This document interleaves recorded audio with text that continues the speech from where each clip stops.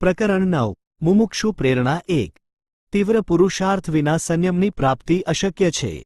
જે કેસમાં આપણને એવું લાગે કે સરળતાથી સંયમની પ્રાપ્તિ થઈ ત્યાં પૂર્વજન્મનો તીવ્ર પુરુષાર્થ હોય છે। જંબુસ્વામી સાથે આવી જ ઘટના ઘટી હતી। પુત્રમોહ છોડવો અઘરો હોય છે। આપણા પક્ષનો તીવ્ર વૈરાગ્ય અને સંયમ પ્રાપ્તિનો પુરુષાર્થ એ મોહને છોડવામાં મદદરૂપ બને છે। આપણા પક્ષનો એ મોહાનુકૂળ ભાવ એ મોહને વધારે દૃઢ કરે છે। મોહ છૂટવાની પ્રક્રિયા અઘરી અને કષ્ટવાળી હોય છે, પણ એનું પરિણામ સુખમય હોય છે।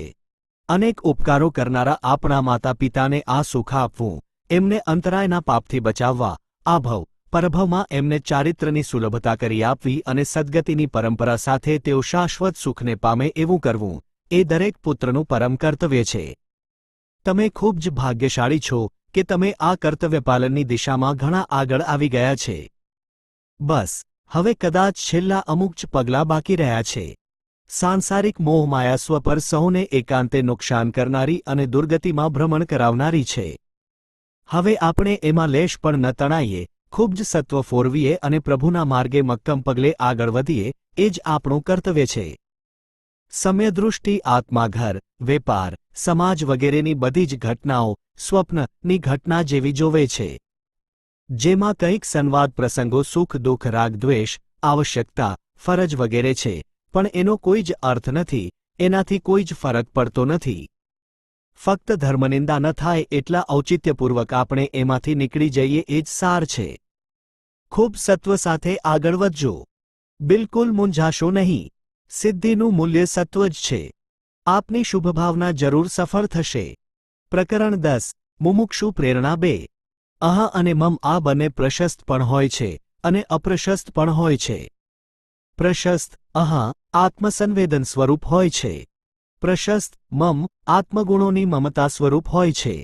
અપ્રશસ્ત અહ શરીરમાં ની સંવેદના સ્વરૂપ હોય છે। અપ્રશસ્ત મમ સ્વજન સંપત્તિ વગેરેની મમતા સ્વરૂપ હોય છે। અપ્રશસ્ત અહ મમ આત્માને ડૂબાડે છે। પ્રશસ્ત અહ મમ આત્માને તારે છે। જિનશાસનનો સાર આ જ છે કે આત્મા અપ્રશસ્ત અહમને છોડીને પ્રશસ્ત અહમને અપનાવે। સાંસારિક વાતાવરણ સતત અપ્રશસ્ત અહમને પોષે છે, આત્માને વધુને વધુ ભ્રમિત કરે છે અને એવી જ પ્રવૃત્તિઓમાં વ્યસ્ત રાખે છે કે જેનાથી આત્મા પોતાના હિતથી વધુને વધુ દૂર થતો જાય છે।